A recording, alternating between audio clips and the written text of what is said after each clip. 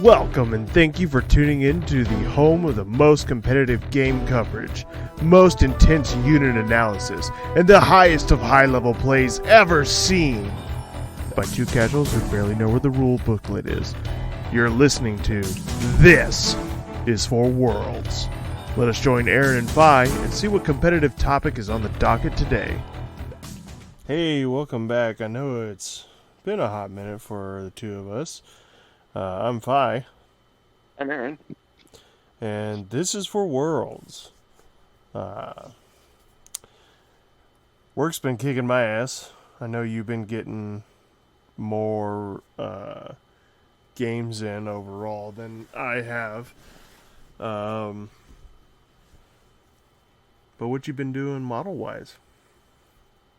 So when I came back from my family time away, my goal was to get like a big chunk of my backlog done, and we'd cover that in previous episodes. So I had finished all my Rumble Slam stuff. Everything I wanted for Shatterpoint is pretty much done. I ended up trading away all the bad guys for Shatterpoint to chase, just because like, I'm really playing with what I have just until Rebels come out for that game, because I'm not really interested necessarily in... Yeah, for Shatterpoint. Oh! I don't know why. I heard MCP for some reason. Oh, well, let's clarify. Who knows? I probably said that. But yeah, for Shatterpoint. Okay, I'm on board now. I was like... Okay. Wait, what are we talking about? What Rebels are in... I don't... Shit. Yeah, so because I'd much rather get into playing that game more once my preferred faction comes out. So traded those away, but I've been working on my Team Yankee stuff because I had a day at work where I was kind of between, because like a lot of the projects that we work on, there's like a lot of, obviously there's like drying time and waiting on, okay, I need some materials that I don't have. That kind of thing. So in between waiting on fixing stuff, because I've been doing a lot of that at work, as far as hobby stuff at work goes anyway, like fixing up terrain that's just gotten beat up because people aren't super kind to it, or it's just been around for a couple of years. I started whittling away at Team Yankee, and just, it was one of those where I was like, I'd rather just get it done, because nothing I was trying I was really enjoying that much. So it's really just kind of like a army kind of green with a couple dry brushes to kind of give it some depth for a lot of the stuff, and then some tan for the other ones. So like Abrams kind of look like what you expect them to look like nowadays, with, you know, them being over in the Middle East so much and whatnot. Sure. But that's really been it. I mean, there's some board game models I've been working on, but as far as war games go, that's about it. Yeah, at some point I would like to do my wife's, I think it's Wonder Woman Amazon board game.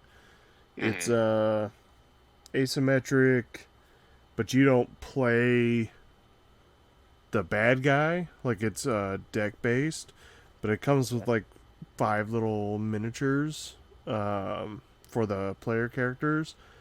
And at some point I'd like to do that for her. So I understand doing the board games. For the most part, I have just been assembling Nordic forces. Nice. All told, it's like 3 starter boxes, 3 S-Tank boxes, 3 Centurion boxes.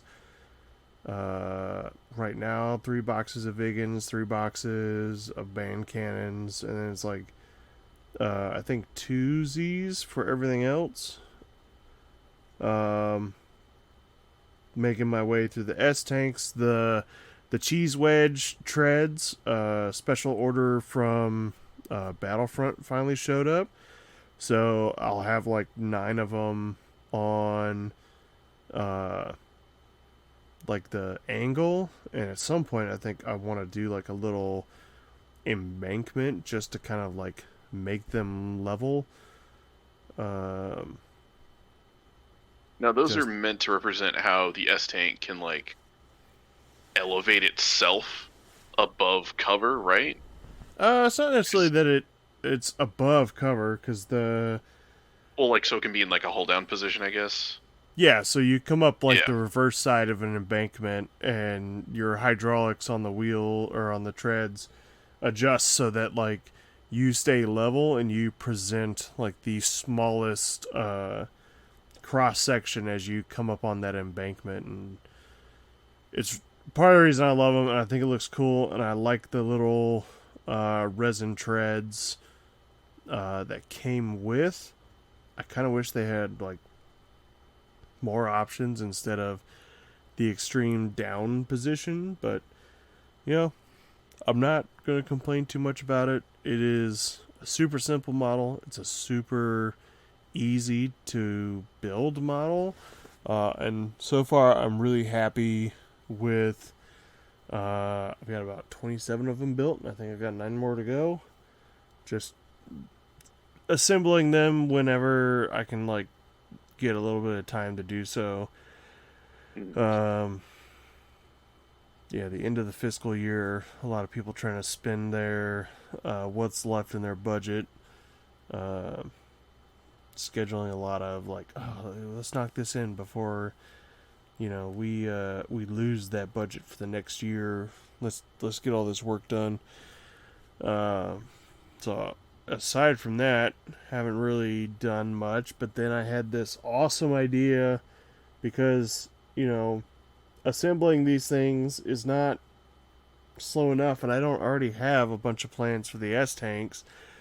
But I was playing War Thunder, and I realized the Huey that my Swedish tech tree has essentially like snowshoes on the landing feet. I'm not sure what the landing skids. Right. There we go. Yeah, that sounds official. And I was like, oh, fuck me. I'm doing all snow themed, and that would just make perfect sense. And so, like, I was looking around for some, like, 3D prints of skis, but I think I'm just going to have to modify the ones that I got from Jason Miller's Kickstarter to make them work. We'll see. But I was just like, oh, shit.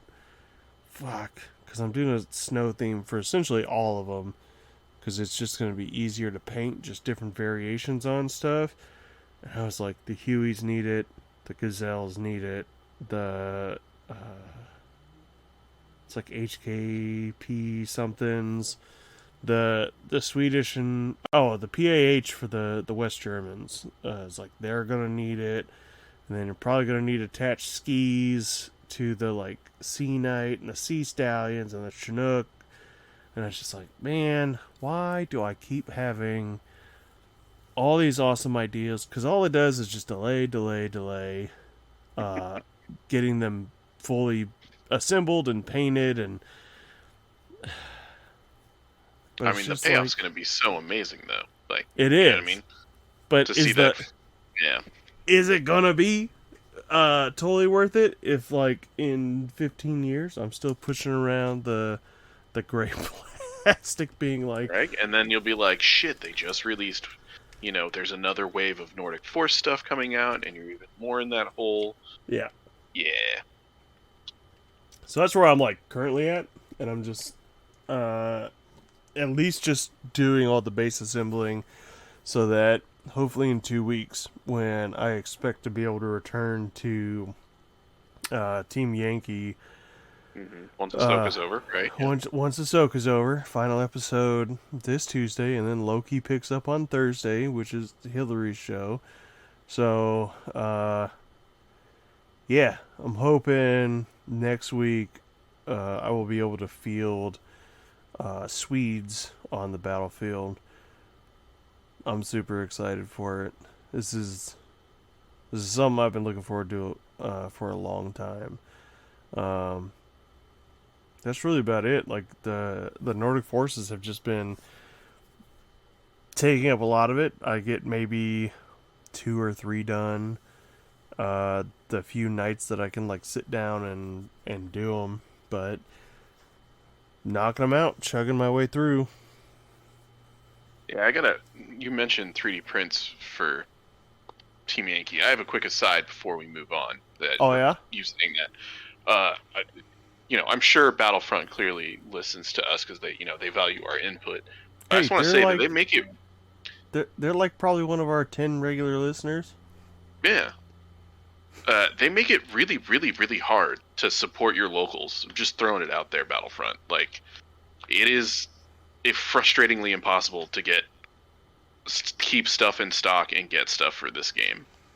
Dude, Like, I strongly get the impression that their demand is higher, and I know the lead did an interview somewhat recently where they were talking about I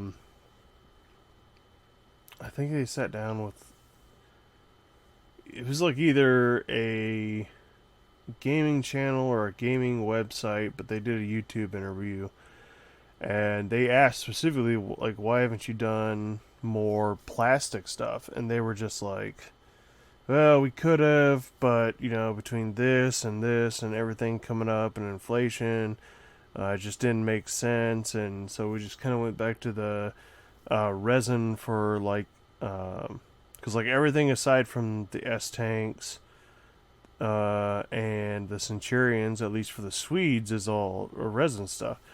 And so they're talking about how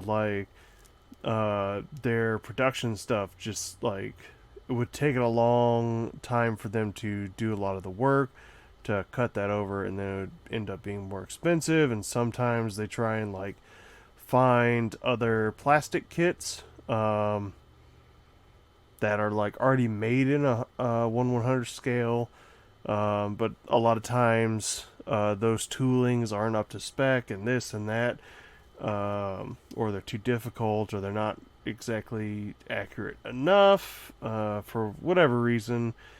And I just get the impression that what they're working with is just far outpaced by demand. Yeah. I have an order in, because once I got the Sea Stallion, I'm probably gonna eventually cancel it, but once I got the first Sea Stallion, I was like, this is a decently beautiful kit, aside from the one issue that the tailpiece, the gap is just horrendous, because it's uneven in terms of where it makes contact on one side, so it looks like a pizza slice was taken out, and not that good of a modeler, so covering that up is going to be pretty difficult. But I still loved the overall model kit, and turned around, bought 4 more. That was May. Still haven't got them. Still haven't gotten the taking my money to tell me that, hey, it's going to be shipping soon. So I strongly get the feeling that whatever manufacturing they're working with is nowhere near up to the task. And then you factor in Flames of War, and the other games that they make and support, and it's just I get the feeling they kind of rotate through what's being manufactured where, and it's just people want to give you money. People want to give you lots of money. And it's frustrating when it's I'm looking at all my stuff, and I was like, oh man, it'd be really nice to have this, this, and this. And sure, we got the 113 boxes on the shelf, but I don't have any of the weapon bits. And if I wanted to be hey, I'd like to be able to play a bunch of 901s, the Totu carrier that Americans get. Yeah. If I order the sprue from them, which it's nice that they offer that, but it's still going to take forever. or I can order this pretty sweet 3D print that's going to get here really fast. Yeah, and that's if and it's not going to be a even problem. in stock. Like, Yeah, if not, 'cause you're I've- waiting for whatever production run. Yeah, because I got a bunch of just like a little 3D prints here and there just to fill out things that I didn't realize that I'd want. Like I have enough 113 APCs to field the maximum number that I can in a mechanized company, so I can have the headquarters dude and then 3 platoons of 4. And then in that I can take, I think it's 4 platoons of like the 901s, and I picked up the 3D prints to finish that, to finish the little mortar carriers that you can get, to finish off my arty, just because it also ended up being cheaper to like a significant degree, to where I was paying like $6 a model essentially. Yeah. And they average about $10 a model is what you pay Right. at Battlefront prices. So, Well, and they're fan freaking tastic. They were great 3D prints. They're really good quality. That's if you're like getting a 5-pack unit, but you turn around and you look at like, what was it, the Merkava? I think was only 3 Merkavas in a pack, and it's like the same price, or just like maybe 5-6 much cheaper than the 2A5s for my West Germans. Mm-hmm. Look, I get it. Hobbies are expensive. Yeah, I don't think they're being purposefully difficult about it, but the fact that, yeah, it's impossible for our store to get basically anything that isn't a new release in. Yeah, because it's a lot easier for me to justify, or not even justify, because I'm gonna fucking buy it, but I feel better buying it from you guys because one, we play all our games in store, all the tables, all the terrain. The fact that it shows it off to other people who walk by and ask questions, and then, people who haven't necessarily been in a gaming community for a while have come back because they were just like, oh, I'm just going to go hop by the store, and then they see on the schedule, like, I've got miniatures for that. I've got these. I've got that. Do you tell me there's people that play? And it's like, yeah. And they're like, cool. I want to go buy this. Like, the thing that my Kyle is always bringing up, he's like, I'm just waiting for the British starter to come in. And I'm like, yeah. I know. Yeah. And it's one of those things, too, where, like, we want to keep supporting it, but they make it really hard, so. Yeah. But yeah, that's all I had for modeling. Yeah, model-related rants. That's all I've been doing. I did, because we've also been, like, just kind of cleaning up and trying to get rid of a lot of the stuff in the house, just to kind of declutter recently, and got, like, all of my World of Tanks stuff back out, so I can hopefully finish those, and then put the decals on so I can put them in the store locker, just so we can get, like, quick games in. Found the full decal sheet for Nordernavik forces, which is pretty cool. Oh, somebody actually made one. Nice. Well, no, I did. Oh, okay. I forgot I had printed 2 off for some reason, because I definitely did not have as many World of Tank miniatures. Like, I maybe have 20-ish tanks. Probably not even that. Yeah, I think that's about right. I think I've got like 20. Well, okay, they're not all World of Tanks. Some of them are tanks. Oh, yeah. Miniatures from the Black Friday sale, where I was like, hey, I already have the cards for these, so why not? If you want friggin' Flames of War on Black Friday, we can hook you up. No. That was a joke. That was a joke. Sorry, continue. I mean, if you want, that can be like another topic in the modeling here. I think we've talked about it before. Is like I just have the weird, squeamish like, despite being prior military, like I just don't feel the need to support anything. It's not even really support, but I don't know.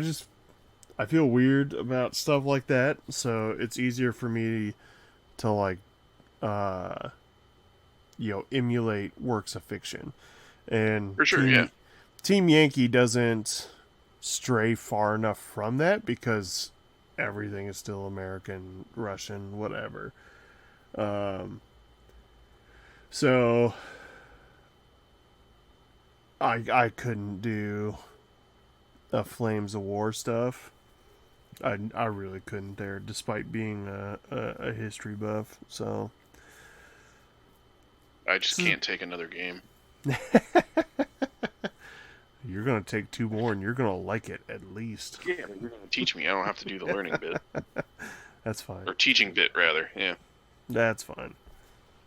Yeah, that Christmas present is on the way. By the way. Nice.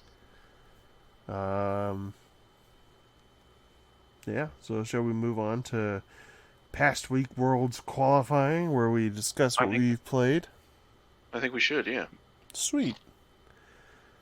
You want to go ahead and do your Gaslands games? I was gonna say I just have the one Gasland game because I think it has been work both times. The past three, but the last game last week, I was really happy I was able to find a model to do it because I didn't want to do it and just throw like a tank on there. I wanted it to be representative of what I had in my head because I was just thinking like playing a lot of War Thunder lately and seeing the AA like the Gepard and stuff along those lines where you essentially have just a turret and the machine guns on the side. I was like, man, that could be really fun to emulate and maybe like start going to look for 1/64th scale, which is about Hot Wheels. Going to find 1/64th scale prints or some that I could like size up without it looking terrible.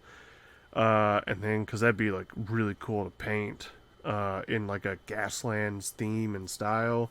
Like rip the radar off because you don't really like expect them to run that. You're just got like two massive guns on the side. So that's essentially what I did for our last game. Was I took Rutherford. It was super simple. I can't remember what perks were on it. I don't think there was much, if any.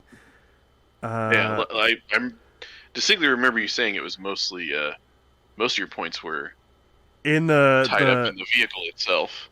It was a machine gun and a heavy machine gun, both on turrets. The first turret was free because I think the tank is like 40 cans, which we always play 50 as a standard. So I was just kind of like, I just want to do this because I think it's going to be fun. I regret teaching Andrew about the sports car trick. Right. Yep. Yeah, he quickly likes to go the that and the battle hammer abuse. Yeah. The battle hammer's fine because that encourages interaction. The running thing, like I don't think there's, unless you just build a track that was so dense like we played before, like as soon as he like got to take those first two turns for free, I was like, if I can at least cross the line, like maybe I'll get there and my guns will reach. And he's only like a sports car, so stand a fairly good chance of gunning him down before he can make the finish line. And nope, I couldn't cross. I forget what team you were running, but like even by the time you crossed the first gate, he was already like through the second, and like halfway to the final, and it was just like, ooh, okay, next. Yeah, yeah. I was running Verney, so that's the team that's kind of encourages dropped weapons and melee, Yeah, essentially, yeah, essentially melee, because dead weight or their tombstone one where they can treat any collision during their attack step essentially as a head-on collision yeah, combined with a ram is ridiculously good. yeah. So I don't know. You and I are of the same mind, it seems, in a lot of our games, that we're just here to be gremlins and, like, watch the destruction. yeah, for sure. Like I've said it like we were talking about beforehand. I'm sleeving up a board game where some people want to play it safe because the game's really brutal, but like this and every other game, like it's not fun if nothing happens. Like it's more fun when crazy stuff happens and you have to claw your way out of some ridiculous situation. You know, like it just why play it safe? Dangerous is so much more fun. Just having stuff happen is more fun. Yeah. Because, like, I ran that. I ran a very similar list, and I forget. I was trying to make a theme on it. It wasn't my shake and bake, but I was like trying to do something with it. I forgot Oh about that no, one. it was the shake and bake because like the whole point was I just didn't do this one was like a specific element of that because like the whole purpose was the shake and bake where you tap them slingshot, which was like what I did with the essential NASCAR, the older NASCAR cars, and then immediately got so far out ahead I was like, man, this is not fun. Never bringing this back, and then essentially saw the same team come back and was like, dude, I don't want to bring teleporting monster truck, but you're probably going to make me bring teleporting monster truck. Honestly, like the greatest leveler I've seen is I can't remember who I was playing with, but they were getting a little big for their britches. So I took a tank with a tank cannon and all the perks to make it really, really efficient and nuked all but one person's car and crossed the finish line first. So throwing 8 dice, hitting on 3s, and your 6s count for 3 hits is pretty ridiculous. So yeah, if yeah. I didn't like get myself stuck in the like, the Gepard has 2 machine guns on the side. If I didn't like get stuck on that, like I could probably do a lot more. Because having that second turret is like murders me. In Yeah, because it's to turn a weapons triple the points. Yeah. Yeah, so I was just like, ugh, oh man, can't do that. But I really want to, because like this is the cool theme that I want to go with and stuff like that. I think there's hope. Maybe it's only like a battle royale team or something. Yeah, which I mean, we've certainly come across that in the past where like clearly this is not a racing team.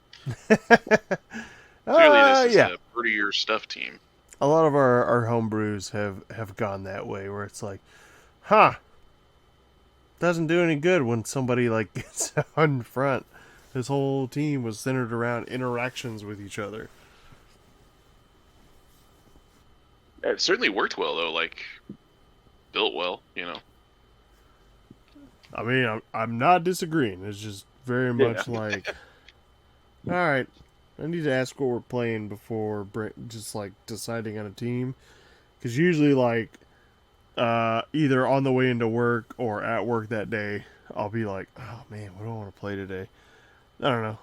Whenever I take a break, I need to sit down and just like think about what cars I have on me at a given time and what I can assemble that just like scratches my weird narrative itch, or like, oh man, this would be a really crazy or stupid idea. Like the ramp truck. Ooh yeah, I like the ramp truck. Dude, I love the ramp truck. I need to find the actual ramp truck, so like we can drop it and it looks better. I have it. I just need to put it in my case. Nice. Yeah. Yeah. Did you? Was that all? Was that all? Really, all you'd gotten? Yeah, dude. Are you October not going or to not? cover? Good. I was gonna say September, not October. September was just very, very busy at work, and I legitimately think the only non-Legion game I got was the one Gaslands, but I also worked like a couple Saturdays in there too, so I didn't even get any real Legion in. Yeah, I was gonna say, did you want to cover your Stormtide game, or did you want to save that for your other podcast? Uh, as for the other podcast, because Yeah, that's fair. That's fair. that's Legion, and someone's Hey, not did here you to want to defend himself. plug your other podcasts? Like we're real podcasters? No, You know, no, fair. Okay. I mean this is, uh, I mean fine, I'll do it because you brought it up. But like, uh, Star Wars Legion, the Fifth Trooper, is a fan company that does a lot of things to support the community. Runs a quick guide, runs the tournament software, runs a list builder, a number of podcasts, has a store for Legion, a lot of like custom stuff like tokens, game mats, stuff like that. They also put out a unofficial narrative campaign that we've been covering at NOAA. It's kind of a play on the Stormtide nature, the Stormtide title of the campaign, and we cover the objectives in detail, the games, how it's played, what we think of it so far, how we're building our different fleets, because how it works is you essentially get to pick like a battle cruiser's worth, or you know, if you really want and you're playing Empire, you can say like, oh, this is what the complement my Star Destroyer is, or this is you know, what's in my Lucre Hulk if you're playing droids or whatever. Or, you know, you can do like I did and have a narrative force of Elish Norn and her mere battle force is using the CIS battle droids as the like models for it, but swapping all their heads with mirrors. And they're just fighting in this universe to acquire, you know, whatever the narrative says we're trying to acquire. So,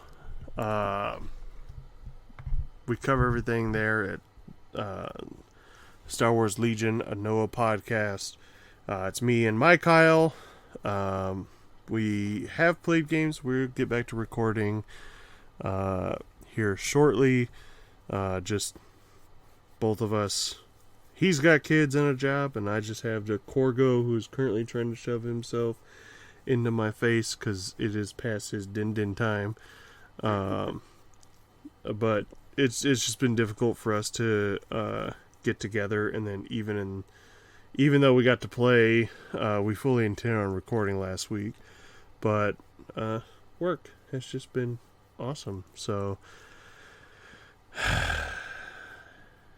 if there's overlap, people play Legion and are looking for, you know, a narrative experience and kind of want a little insight into that, there's that. But, you know, I tend to think Legion is a lot of people's first and only. So far in what I've seen a lot in the community, usually people are escaping 40k or Age of Sigmar to get this because this is their fandom, stuff like that. But I know a lot of people in the community dabble with the kind of games we focus on here, but a lot of the talk that I see is like this is their miniature game, and then they do board games and stuff like that, or other Star Wars games. All right. Weirdo. I'm sorry. I was trying to help your brand. Do you want to plug your podcast? No. No. Well, feel free to edit that out if you want. Nah, that's fine. All right. Well, beyond me also playing in that Gasland game and getting a couple in with Andrew, I had before we cover Team Yankee, I'll quickly cover the match I got in with Adam for Marvel Crisis Protocol, because Atomic Mass Games, they also do Legion and many of the other games that we play that we don't always cover here because it's not really what it's about. Anyway, they just had their mini Stravaganza recently, their like online convention, and they did a lot of super cool reveals for a lot of their games. And they also updated the character cards for a large portion of the MCP characters, which they kind of do every. I think this is like the second or third time they've done a big update for cards, but they did updates to basically my preferred faction, which has kind of been bottom of the barrel a bit in terms of like I'm not a competitive player, but if you just look at it from that point of view of like how well do they do on the competitive scene, they don't do. X-Force, so Cable, all the critical pieces, Cable the leader, all got updates, and it was super exciting to just see this really cool character kind of get some love to be a little less mediocre as a leader. He's great as a character by himself, but he needed help as a leader. But I still got my ass handed to me because that is 110%. That is Adam's game. Like, if he had to walk away from gaming and the hobby and only have one thing that he built, painted, and played, I know in a heartbeat that it would be Marvel Crisis Protocol. So like, that's his jam. We all kind of do that in a form or fashion. Like, I don't know if the S tank's going to be any good in Team Yankee yet. I've got a couple battle reports bookmarked to kind of like take a look at some point. Just haven't had the time to get those in either. But it's like the stuff that you enjoy the most is like totally worth it a lot of the time. Yeah. But yeah, it was a lot of fun. I mean, even his preferred faction, who weren't like terrible at all, but they didn't get like any support in terms of like their characters had weird interactions, because in that game, obviously, in the Marvel Universe, there's more than one Captain America, for example, and they have them all in there. Granted, you can't play with 3 different versions of Steve Rogers, but you can have him in your list of potential characters. So there were weird interactions that weren't where you're like, this character should clearly work with any Doctor Strange, but he only works with this specific Doctor Strange, for example. Things like that got fixed in errata to make it a little bit better.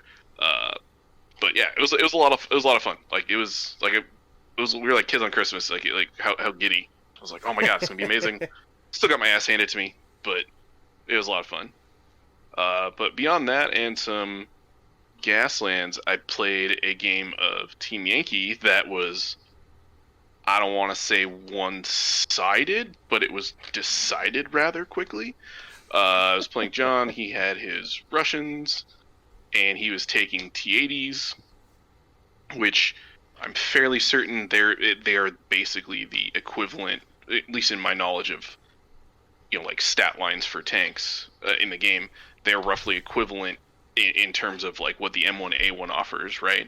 Really good frontal armor, a gun that hits really freaking hard.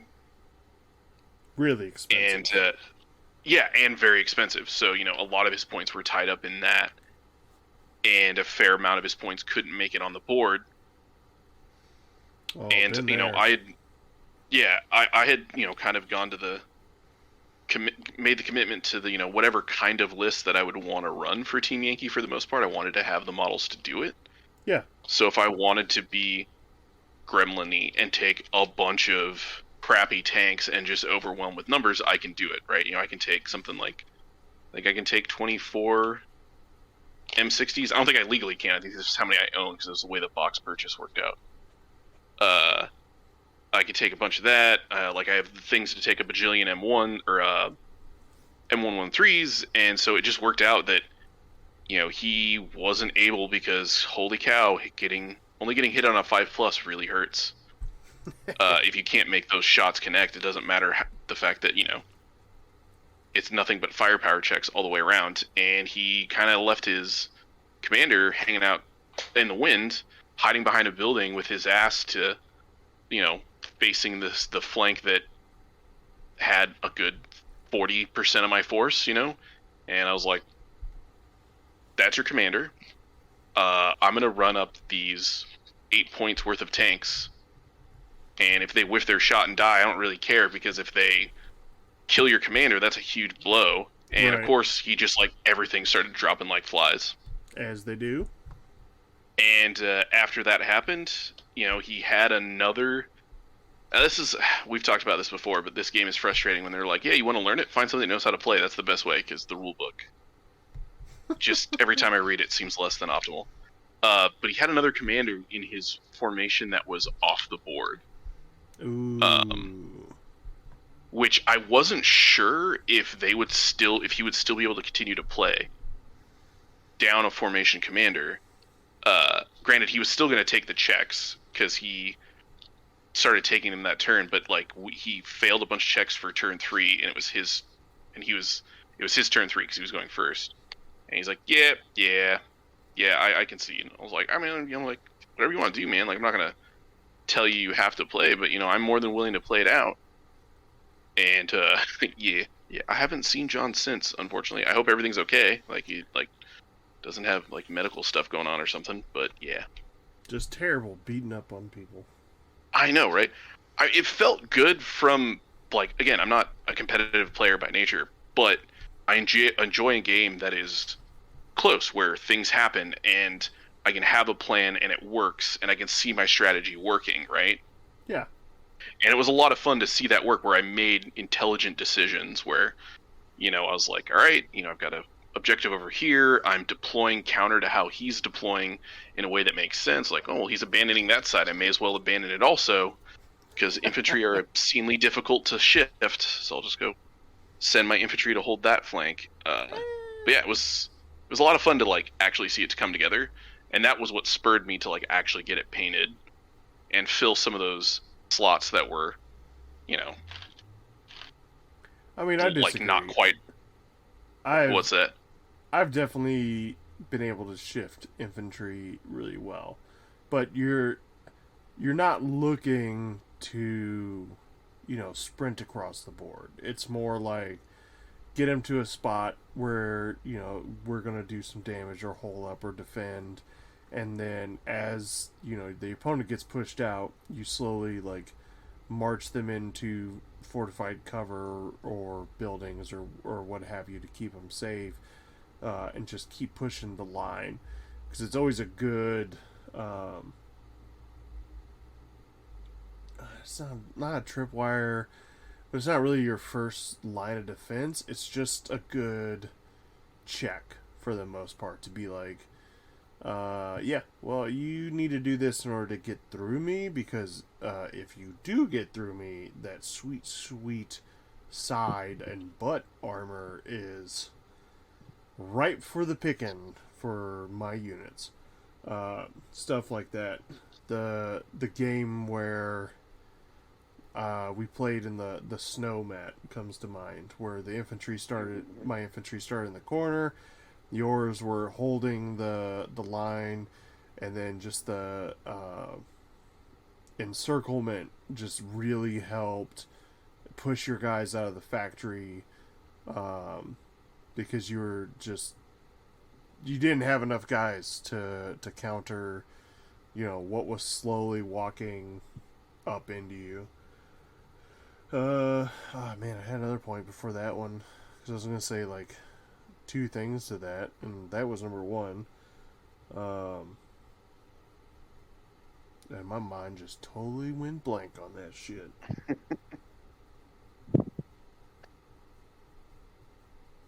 Oh, the second Should we? one. Okay, No, there I you go. finally remembered. Second Say, should one, we leave the awkward pause in there? it wasn't that long.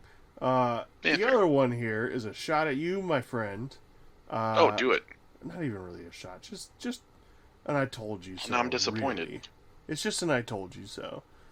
Okay. I told you early on that because you were complaining about the Abrams and being so expensive, and it just did not fit your playstyle, and that's all it was. And I told you once you found something that fit your playstyle and something you would enjoy, you've won a number of games, a lot more than you did running the M1s. So I was Fair. right. Yeah. You were wrong. I was right. You were wrong. Yeah. I'm comfortable if the me being wrong turns into like You winning. me curb stomping, newbies, because clearly that's what we're about. It's in the name. It's not a joke. It's for real. This is for Worlds. Worlds. This is a competition being held at Blue Sky every Tuesday. And Thursdays and sometimes Wednesdays and Saturdays, and it's very, very competitive place. Super competitive. Probably next Wednesday. In fact, I was bugging Adam and I was like, hey, Wednesdays aren't just for MCP anymore. So we switched to like the official store day. Yeah. I was like, it's just whenever we play, and we play a whole hell of a lot. Yeah. You want a Team Yankee? He's like, yes, I would. Ooh, So, fuck, man, now I gotta try and show up on Wednesdays too. Shit. Yeah, we'll see unless the sky starts falling and the bar falls apart, or upstairs does, or something needs to happen at work. So that's fair.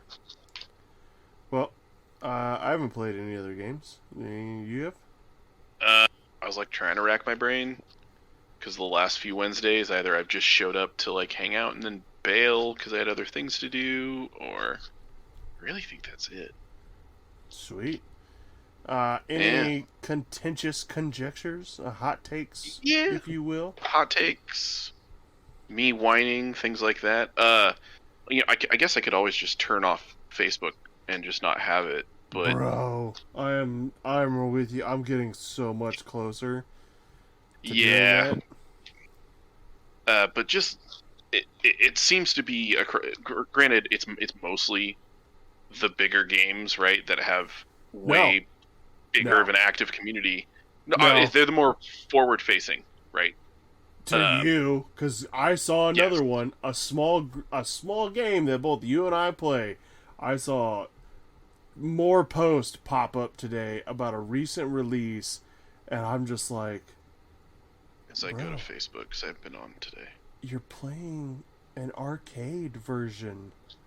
If you want to play the real stuff. Oh, World of Tanks? Yeah. I saw a couple posts of people like getting nitty gritty into what type of gun is on which tank and how the firepower stat doesn't make sense, and the armor stat and then the play style, and I'm just like, ugh. Yeah, it's not realistic enough when I'm running a Russian, a German, an American, and a British tank in my list. Yeah, clearly. I know a lot of people like can't get out of the like I'm buying German. I'm only buying German because that's like I can't break that immersion, and I get it, and that's cool, whatever. But like when you're the historically accurate version of this, and I'm like, yeah, well, you know what, a mouse and like an Easy 8 did not fight together on the same side against like a Challenger and a T70. Like, bruh, come on. And I know that's not especially even that of all games. Yeah, and I know that's not even where you're going with this, because we talked prior to hitting record, but it's everywhere, and it's like not every game. That's a good point though that we've talked about and discussed before, where some people treat these games like it's especially modern or historicals, right? Yeah. as if they're a reenactment, which to a degree, right? Okay, there needs to be strength and weaknesses. You can balance around the real world strategies that these places had in terms of like, what they're going to do and how they're going to fight that war, but ultimately needs to be a game that is fairly equal, Right. or as balanced as you can make it. And it's like, if that's what you're looking for, maybe it's not for you, which was kind of, maybe it's not for you was the kind of the thing that I was going to bring up, but do you have any point to make on I think your rant? Yeah, I think because I think you were gonna focus more on the, the money side of people who complain about it, where like this upgrade, this expansion is not what I wanted, and this expansion is too expensive, and yada yada yada for everything. And it's like, I get it. The world sucks. Inflation blows. But it's a hobby. Right. Yeah, and I guess to elaborate, my contentious conjecture was so recently AMG announced the Earth's Mightiest core set as opposed to Earth's Mightiest Heroes or what have you for Marvel Crisis Protocol. It's their second core set. So essentially, they're like their new addition to the core set. And in that game, like we talked about earlier, you can have multiple versions of the same character that are all legally playable. So I think there's going to be like, I think there's 4 Captain Americas, 3 of which are Steve Rogers. They all have different abilities, and you can play each of them, but just not in the same game, right? And so the new core set, in many ways, is essentially the same characters as the old. So people are bitching and moaning and whining and crying, and they're going, why are you making me buy this? Like, someone has a gun to their head, and they're just, Adam and I talked about it, screw, and he's the one that's going to engage with these people because he gets off on it, he enjoys it. He's, screw those new players that, they want an entry into the game that's updated fully, that has, because like the models they make now are great. Some of the models in the core set are a little on the ugly side. I think they're a little less than stellar, just because they were a new company kind of thing. But not everything's gonna be for you. I'm sorry that they didn't pick your super niche comic book character to come out this month. Like what? Like it's so exhausting. These people losing their mind, and then like you were talking about, complaining about how expensive some of these things are, and it's especially these people that have never played 40K, which I think is still more expensive to a ridiculous degree. Well, some of the armies in 40K, you need to spend thousands of dollars to get a playable army at like a normal level of play. Maybe not thousands, but like $600-700, right? Yeah, it depends on what army you play, but then you also factor in like how the meta shifts, the WYSIWYG of it all, the what you see is what you get, that forces you to like actually go buy the one bolter or hammer or whatever it is that you need to fit out your captain or whatever. Like it definitely gets you there in terms of that, and it's not to be like, oh well, GW does it, so you should be thankful, but it's just it's a hobby. Like, damn, hobbies are expensive. Yeah, there's not a lot out there where you can get into it cheap, because a lot of times when you get into stuff cheap, you're getting what you pay for. Like, in my opinion, World of Tanks is not a great game in terms of like depth and skill and a lot of this other stuff, especially when you factor in things like arty, that I'm behind a building and I can just like, even though this tank can't see you and there's something that's like 5 times the size of it in its way, because this other tank can see you, boop, here's an arty shell, and oh, look at that, it only deals damage on crits, and oh, hey, look at that, you just pulled like 3 double damage crit cards, stuff like that. But it's super fun and easy. Like what, 30 minutes? When we Yeah, actually, I'd say so. Yeah, yeah, when we're like, it is. I'd compare it to Gaslands if you were just to play heads up and not like a million people like we often play Gaslands, where yeah, yeah, like 45 minutes I think is the perfect amount of time for that game. Like right. 30 to 45, right?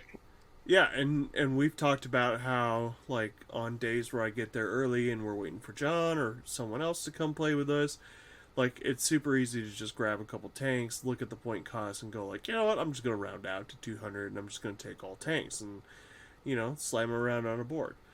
Um, but when we turn around and we look at like what a lot of the people I've been seeing in Facebook, like two posts popped up today about it in a Facebook group that's not really that active. Like, the only time I really see it get active is when new product comes out. Maybe there's a couple paint posts a week, but it's a relatively small game. Um, and the fact that there's a couple negative posts and then another couple negative posts that are calling those people out that then draw their own flame war, and it's just like, I think you just need to learn what to expect from a game, and whether that's finding people that play it and asking questions and watching, or um, finding battle reports or something that like walk you through it so you can see it and be like, oh, I'm not playing this because like I can mimic to exact detail the Normandy invasion and fighting in the hedgerows or the Africa Corps or things along those lines.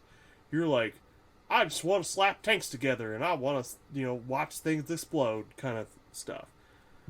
Yeah. Because I want it to be those cool tanks because I think they look cool, kind of thing. Yeah, and because it's a much simpler game with very basic models, the price point and entry is a lot cheaper. So, like you kind of get what you pay for. You kind of get what you expect. If you are looking at like a lot of cheap games and being like, well, why doesn't it do this? Why doesn't it do that? And it's like, because the development time and the like cost of manufacture was just like, bing bang boom, throw it out the door, let's go.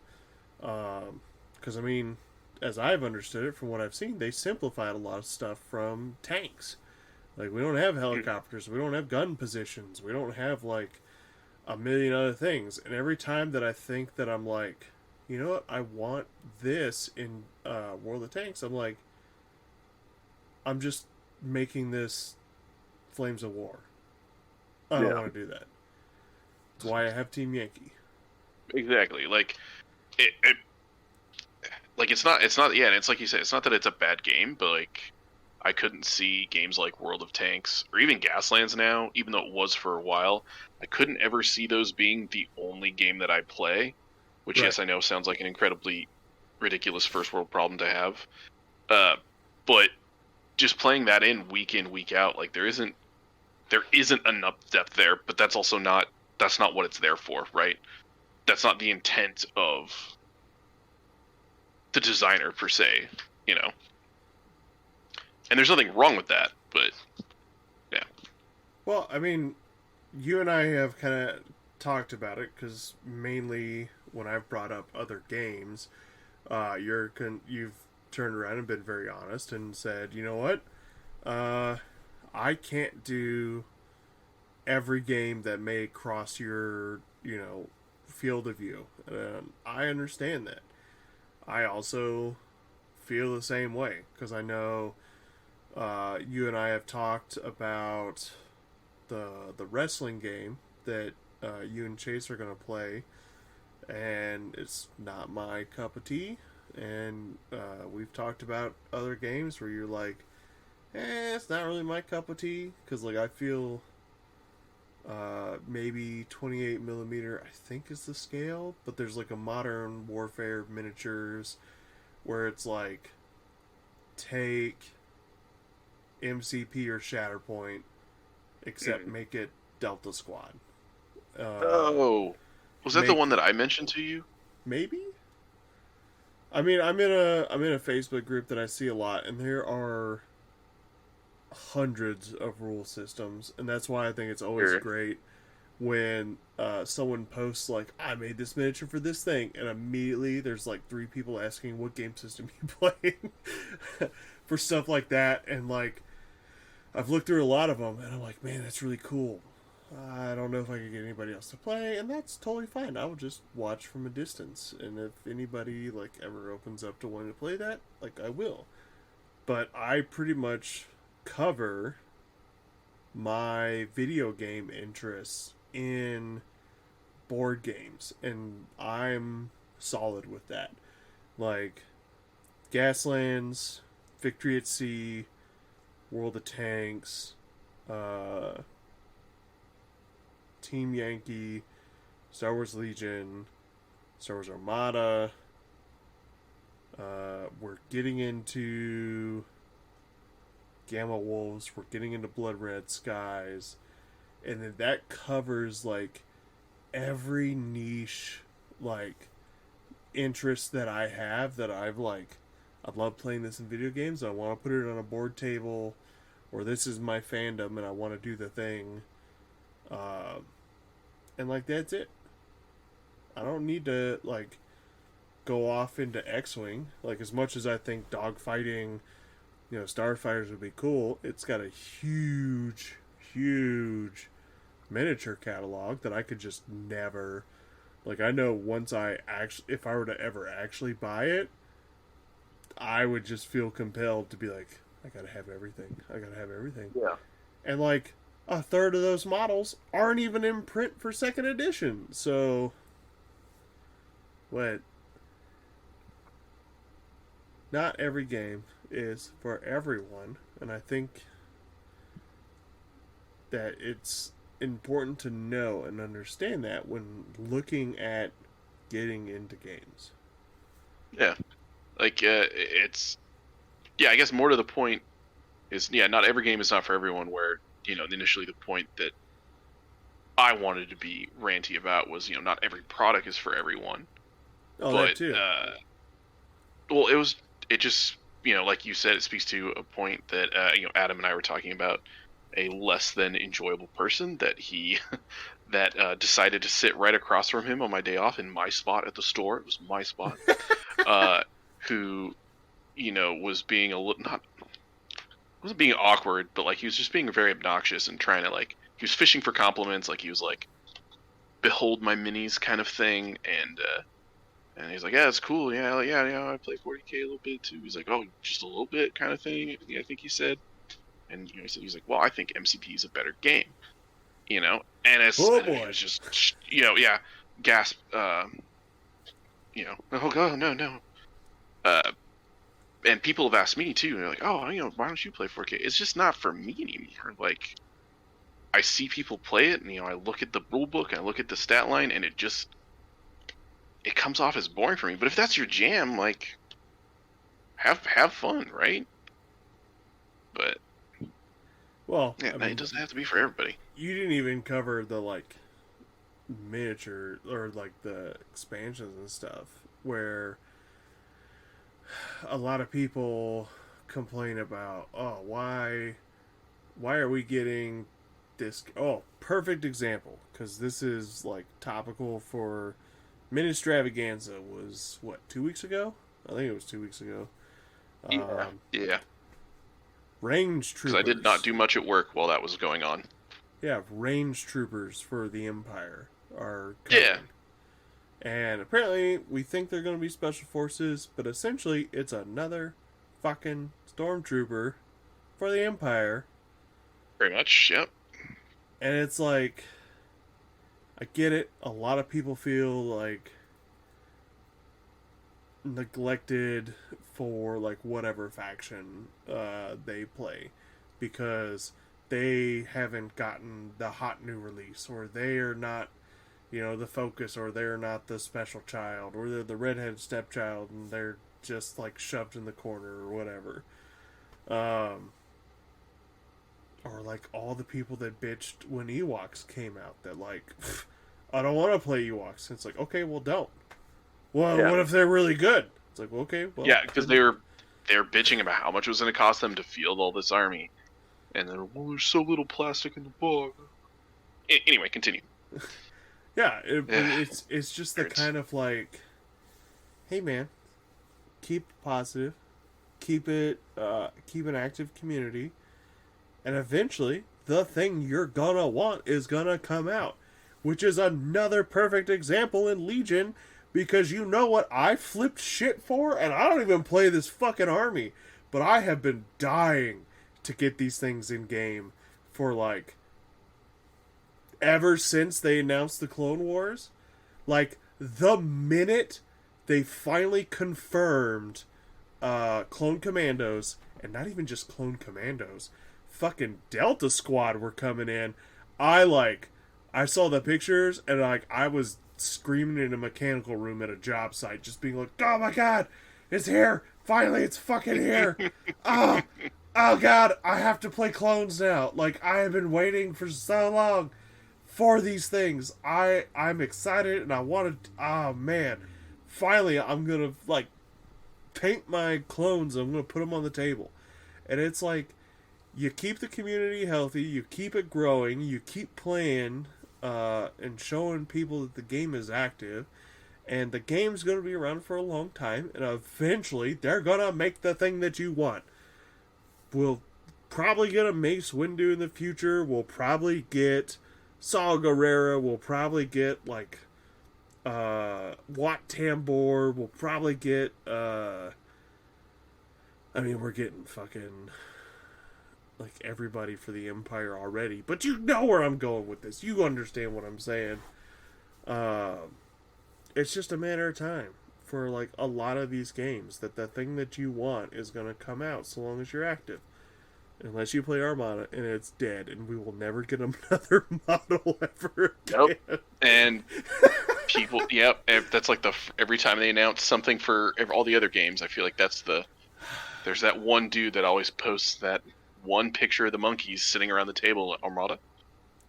I mean, I get it. I love Yeah. Armada too. I just think a lot of people don't understand that that section of Star Wars is extremely limited because we don't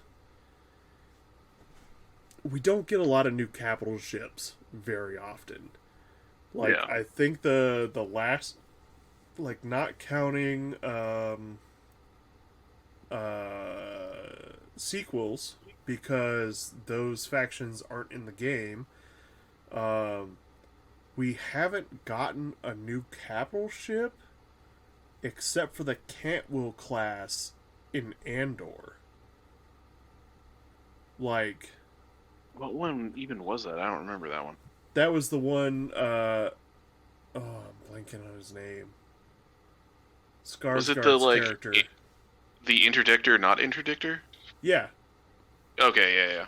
Yeah, so, the Cantwell, like, and I guess you can count the new, I haven't looked up what they're called yet, but from Ahsoka, the like MC, they're like almost MC30s, but they look bigger than what I thought. Yeah, the new Republic capital ships. Yeah. Yeah. Yeah. So it's like that's it, and then everybody's like, "Well, you should go into EU and you should get like, these," and it's like, yeah, well, hate to break it to you, but that's just a Star Destroyer with another name on it. That's just this. So you know what they can do? Just release PDFs of like new titles, new pilots, new cards, stuff like that, which I'm totally fine with because they've done 2 of those since taking over so far, and it's not been Support. terrible. I would take it wherever I could get it. Yeah, I would love to see a Lucre Hulk at some point. The big donut from. Really? There's no Lucre Hulk in Armada? Nope. All these years. All these years. That's because Wow. when Clone Wars factions were released for Armada, shortly after, Asmodee turned around and dropped it in AMG's lap and then fired everybody and was like, we're no longer making any more Clone Wars units, and we're just going to let this chill. And everybody was like, wait, what? How long has Armada been around? I feel like it's been around a lot longer. It was just Rebels and Empire for that long? It's because that was literally Wow. right before the pandemic. But more importantly, they've been around since before even the Disney merger. Because every time someone's like, well, Disney will never let them do EU, like they stopped doing EU when Disney took over. And it's like, no, they didn't. The fighter pack came out after, and like the YT-24 is technically EU, and they even give you the what? Isn't the K-Wing EU too? Or is it in canon now? I mean, it may have reappeared, but that's also like a lesser known than Shadows of the Empire, essentially. Stuff like that. Or even the Hawk, Kyle Katarn's ship, is like in the game. And so it's like, guys, just chillax. I know, but there's not a lot for them to pull from in terms of like keeping that game going. Whereas every new show releases a new freighter or a new fighter or a new whatever. I mean, look at fucking Ahsoka, and we've got the T6 shuttle, and we got whatever the hell chases them around half the time. The like Bellulab 22 looking things, Grievous's starfighter, and then you flip over to Andor, and you've got the little jump ship that I fucking still can't remember Skarsgård's character's name. Shit like that, and then they have the fuck, now I can't remember Mando's, the one that explodes. Oh, the Razor Crest. Razor Crest, there we go. They like added that, and so it's like those you can add a lot more frequently than you can capital ships. So naturally, like, I think essentially Clone Wars needs like a couple fighter packs, but the Malevolence and Lucre Hulks are about the only thing. Maybe I think it was the Carrion Spike for Gar, but then what else are you gonna add? Like, people are clamoring for stuff without like thinking about it, and then they're like, "Oh, we should make like the Sith War stuff," and it's like, cool. Right after we do sequels, it's like, whoa, whoa, whoa, whoa, whoa. Let's not get too crazy over here. Well, I want this like super malevolent Star Destroyer thing from High Republic or wherever it's from, and be realistic, right? They're not. It's still a company that has to make money, like. Yeah, and that's yeah. That's the big issue, that capitalism sucks. We all know it. Otherwise, FFG would probably still have, all their properties. If Asmodee wasn't trying to look all pretty for, starts with an E. I forget the name of the group now. Oh, Embracer. That investment group? Yeah, Embracer. Yeah. Yeah, they didn't have to make it look all pretty for Embracer's sale. We'd probably be in a different space, but here we are, dealing with the fallout. Yeah. But what about Armada? New PDF coming next year. Unconfirmed. Heard it here first. Unconfirmed. My non-contact contacts telling me from deep inside. Don't worry, you'll be disappointed anyway, even though you're getting support of some kind. Oh my god. That was the Sea Rock, where the PDF came out, and they're like, why are we using this ship? It's because they didn't make a plastic model of it, and that's the only ship that's there. But that's not what it's called. Look, we know. But they needed to placate CIS fans, kind of. And they failed, but whatever.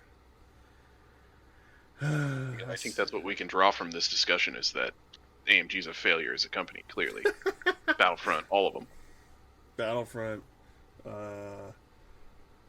Warlord Games. Yeah. Except G-Dubs, they're great. Oh, G-Dubs is perfect. Wouldn't change a thing. You're simply the best. Simply the best. Future competitive markets, do we have anything for that? I feel like it's kind of been like holding steady at our usual stuff. Yeah. Legitimately, the Blood Red Skies is on the way.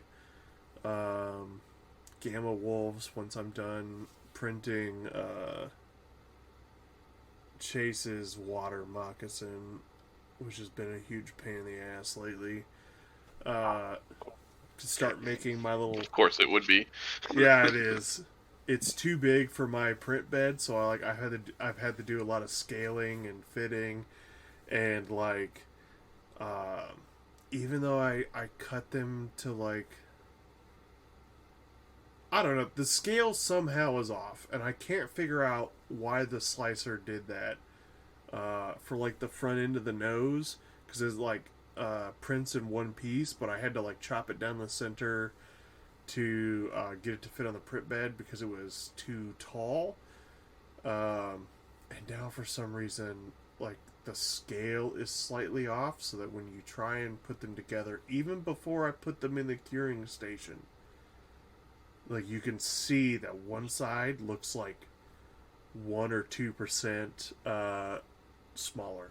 And I have not been able to figure out what fucking setting I accidentally changed that may have done that. But every time I scale it up, it scales it past the perfect point. So, moral of this story, if you want to drive yourself crazy and pick up a relatively, dangerous to your health hobby, 3D printing, baby. I mean, nice. I don't regret it. I've done a lot of really cool prints off of it. I've done a lot of custom things, especially for my wife's D&D miniatures.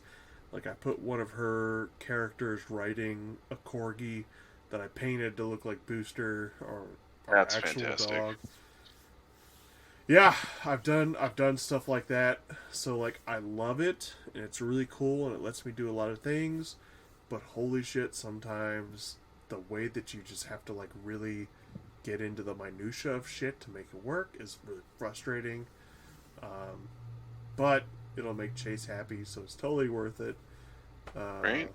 I just probably need to sit down on a Saturday and hammer it out and figure out what's going on. Because I haven't even got it's the first 2 parts I printed, and I haven't gotten past that yet because it's just it's been driving me insane. But yeah. In case anyone's wondering, you're talking about the Water Moccasin, which is a G.I. Joe vehicle, not some sort of animal. No, I mean the animal. He wanted a water snake head. I mean, yeah. Yeah, whatever he wants, I guess. But yeah, I mean he bribes. I thought it was all about that G.I. Joe. Yeah. Yeah. No, yeah, we're gonna get more stuff in for Team Yankee, totally. I mean we do tend to get the new stuff once and then never again. Yeah, at least there's that. And I buy it. No one else can buy it. Only me. I mean, that's what's keeping me employed. Hey, I got another rant about Battlefront because this pissed me off the other day. Oh, yes. Battlefront, as we've established, you're already listening. Why is your promotional crap delayed? And what I mean by this, I would not have put a request in at my friendly local game store had I known when they put out the pre-release info, it was 2 days, 3 days later, they go, hey, here's a special bundle you can only get direct. You buy the book, you buy a set of cards for like whatever faction in the new NATO book. You get a free M577 command post objective marker. I would have bought fucking 2 of them had you put that out there just so I could have 2 objective markers, because I'm fucking weird like that. I would have bought 2 of those if I hadn't already gone to my friendly local game store and said, hey, I would like you to find a way to order this for me because I want to support you. I mean, I'm sorry. I'm still going to buy everything else through my friendly local game store. It's Blue Sky. But, like, they put that out after they announced the pre-release. So, if we go back into the complaint of, like, Battlefront taking fucking forever with their stuff, people who pre-ordered the stuff as soon as it was announced for fear of missing out now had to go back and cancel and reorder their shit to get that if they wanted. Why was that not put out with the initial announcement?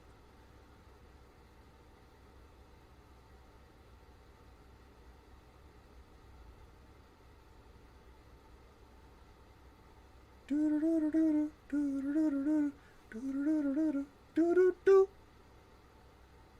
I fucking lose you? Aaron? Yeah, I'm here. You got me? Hello? I mean, now? What'd you do? Fucking fall That was asleep? weird. No. This is a riveting conversation.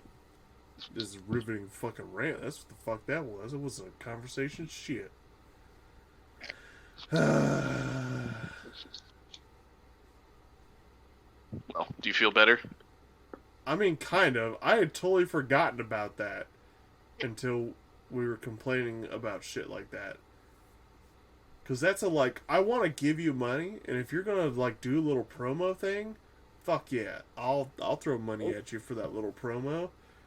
Most nerds are suckers for that kind of thing. Hell yeah.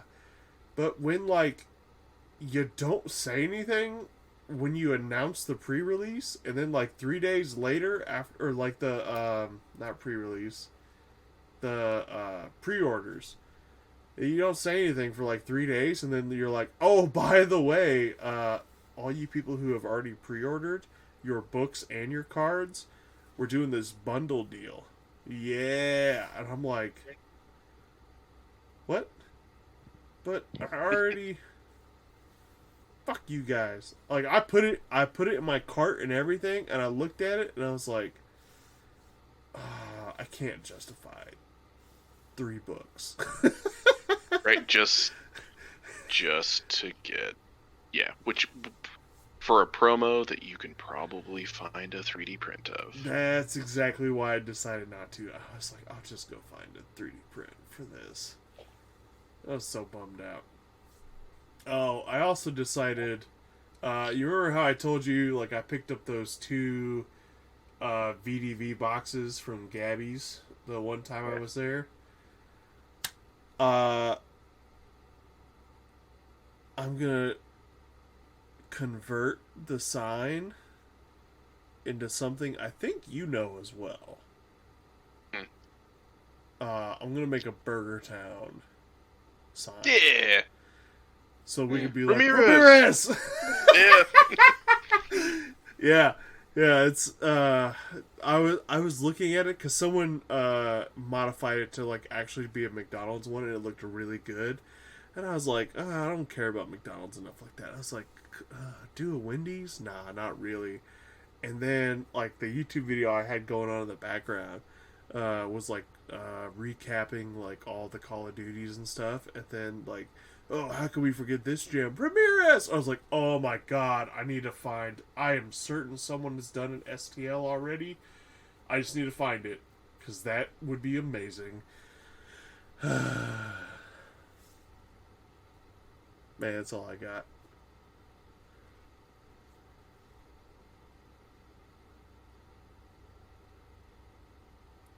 and I think you're falling asleep or something. Well, listeners, thank you for joining on this rant. It seems my co-host is having issues, as I can see him talking in Discord and trying to send messages, but looks like he's done. Yeah, we can't get him back, so we're gonna be signing out. You can find us on Instagram. You can find us on Facebook. Let us know what you're working on, what you think of our rants, and we will see you next time. Bye, everybody.